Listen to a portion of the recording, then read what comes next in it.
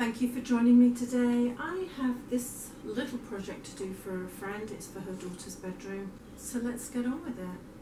I thought I'd better double check just in case I need to extend the width of the fabric, because this is the only piece I've got left. If I put that into there, there and there, which is the most holes. Oh yeah, I've got plenty. And this one's just 3, so that comes in quite nicely too. As usual, I'm just going to pull all of this out. This is attached to this piece of card. So when I've undone it all, this piece of card will come out. I'm going to work my way around the outside back here.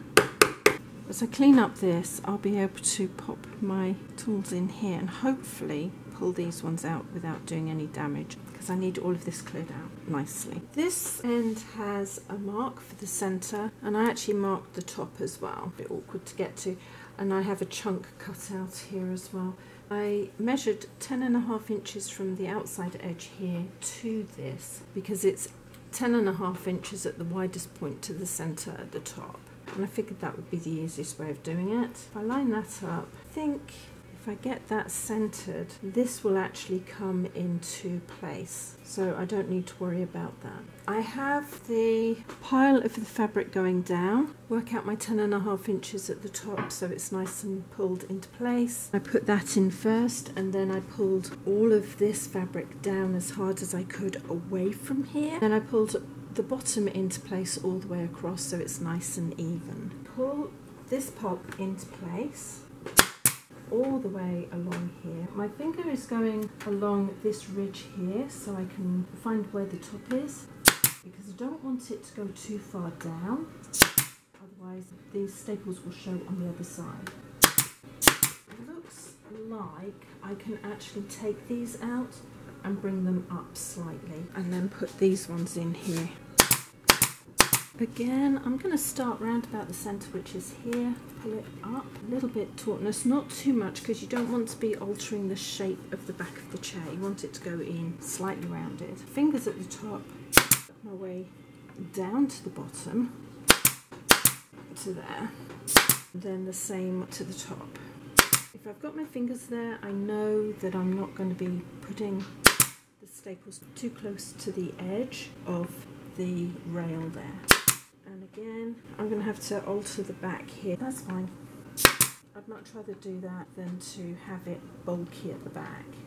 It's not very much. It's less than 1/4 of an inch. And while I'm thinking about it, I'm just going to take this down along here. So it should run about even with the back here. And I'm not cutting anything on the other side that I shouldn't be cutting. I'll move these and just pull them up slightly, and then I'll finish cutting the top off. Because this is a quilted fabric, you can see it's quite thick, I'm not going to put any dacron on the back here. If this had been a thinner fabric like the one that came off, I would have put a layer of dacron on. I just feel it smooths out the back a little bit and gives a little bit of body to it. I think that's gone in quite well. I'm quite pleased with it. It looks quite firm along the sides. Once the new back has been put in and it's pushing against there, it will hide any imperfections. So I'm pleased with that.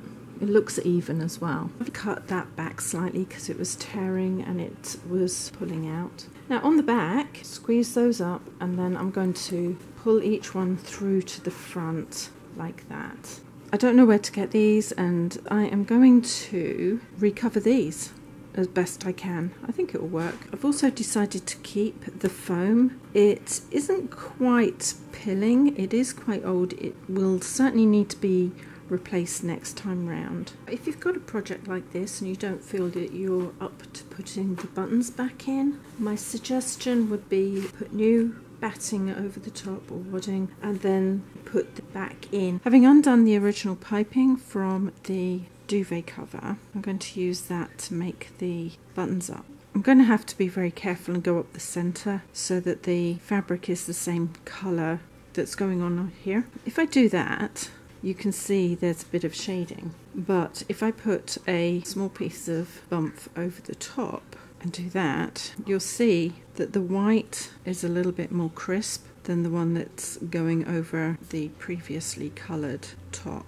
I can't take the bump all the way around the back because it will lift the button out too much, but what I can do is pop that under there and then cut the top just big enough to hide everything, and I think that would be a nice finish as well.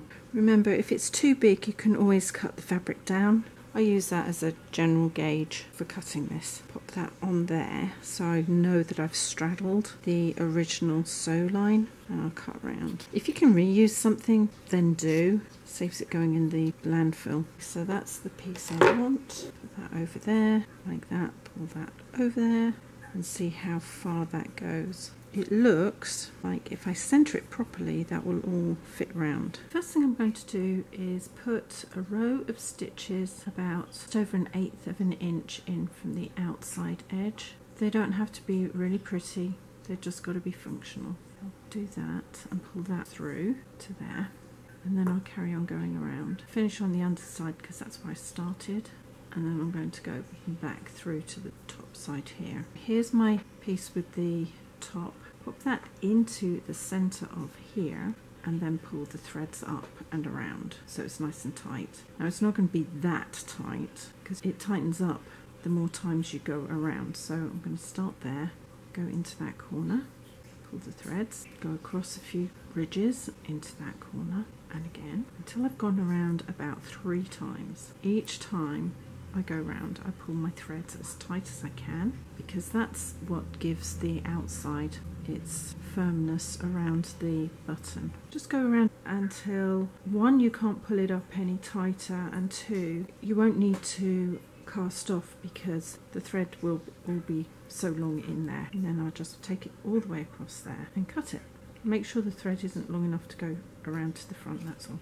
I'll work my way through all of these, nice and easy. Just time consuming. Turning that around so the pattern is going down. Fold this in half so I know where the center of the pattern is. Line that up with the center of the back there, and this is the center one altogether, so pull that out.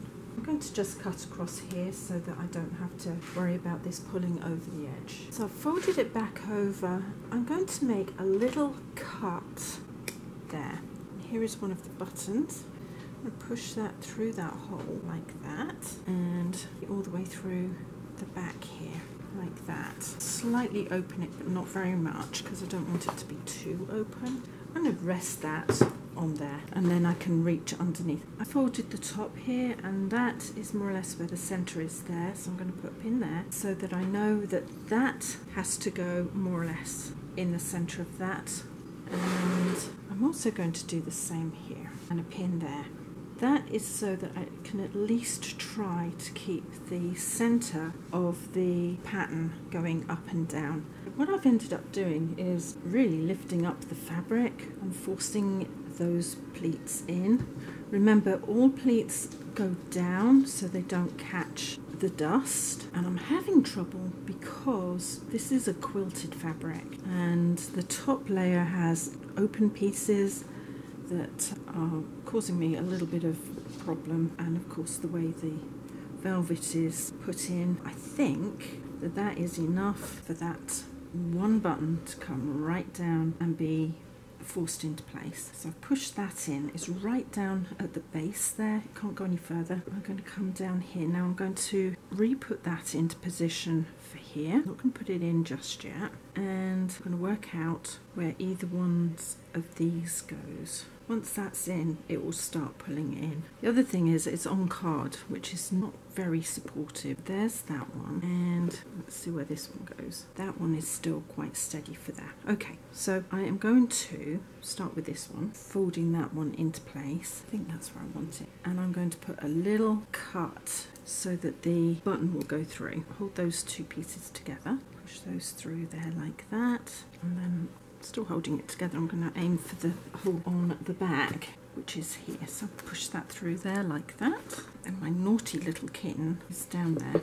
I'll re-pull that in, open this up slightly so I can at least hold it there. This is frustrating, I'll tell you. Now I'll pull this one in as well and make a little cut for this one too. I've cut them because the metal really doesn't want to go through. Oh, where did that go? Didn't keep a good eye on that one, did I? Start again. I think that's where it should have gone. Didn't do a very good job of cutting that one. That's more or less in the same place. And again, I'll push that through to the back, holding all of that together, and then aiming for the hole here, which is right there. Open it slightly so it holds. Then that folds that way, and then that one folds that way, which should get me, if I push that down, into there. But I think that's where that one goes, and I'll cut it anyway because it will be within the parameters of the hole at the bottom there, and I'll put that in there. Then that one on down, and again open that up slightly so it holds. Oh my goodness, I'm not sure if I like this. I think once everything's pulled down hard, it'll be okay. So I'm going to just push that down and pull it in really super hard, and the same here as well. Push that down right against there and open that up. Fold that in, and then that folds to one side or the other. I think that one wants to go that way. Again, I'm going to push that right down hard here. I think that's where all of that wants to go. That's that fold, that's that fold. So I can push that down really hard against the cardboard and then open that up too. So we've got a nice set coming on. I'm just going to work my way across, and then I'll work my way up. This one comes in here to here, I think. I really don't want to sew them in if I don't have to. Pull up and into place. So again, I'll cut a little nick, pop that through the hole there. Again, through the hole on the back. I'll straighten those ones out and that up to there and push that in to place. The thing with the fabric being quilted means I'm not able to really pull it in as tight as I would like because there's too much give in the fabric, but I think I'll get it to look okay. And then that goes down here and that goes in there. Okay, I think I've got it. I'll just carry on putting these in. People get really worried with these deep pleats, but there's really no need to. You know, when I first started out, I'd get really bent out of shape for these things. There's really no need to. And again, find the hole for that to go through, and then that can be folded down. Got one side done almost, and that'll pull down and into place. There's quite a bit of bulk going into this one. I think once it's all pulled in and straightened out, it will work. It's a bit bulky in places, which means it doesn't want to go in. I'll just carry on going around. Okay, so I actually managed to get all of them in. By George, I did it. When I put it in, it's going to alter slightly because it is rounded, so I might need to tuck some of these back up under, but I'll have a look at that in a minute. Don't think that looks too bad considering it is quilted. None of it wants to go where I want it to go. It's got a mind of its own, and I was lucky it's come to the end here, and the same on this side, so I had just enough fabric without having to join anything. I'm going to pop that back. I'm going to make sure that the top of this cardboard seems about even and a little bit down from here at the back like that, and also check at the front to make sure it's even there too. Staple that into position in the center here and either side so it goes into that shape. All I've got to do is make sure these folds go out and these ones come up. Now this one has to go that way. I think I'll start in the center top. This is going to be a little bit awkward because I need to make sure that I have enough room to put the piping in. I did put it down from there, so let's see where I can get a staple here. The piping needs to cover the staples, and I've got to get the staples as close to in here as possible, or at least on the edge. That comes into there quite nicely, and I'm going to come into this shaping here and then move to the center. The nice thing about velvet is it's going to hide the staples, so if I don't quite get them in the right place, it's not going to matter too much. It does matter, but it's not going to matter too much. I'm going to leave that open for now as I work around. If you've got a chair like this, just take your time. The same with the base here. I'm going to pull this in here. I'm putting longer staples in here because I've got to go through the layers of fabric and the cardboard into the wood.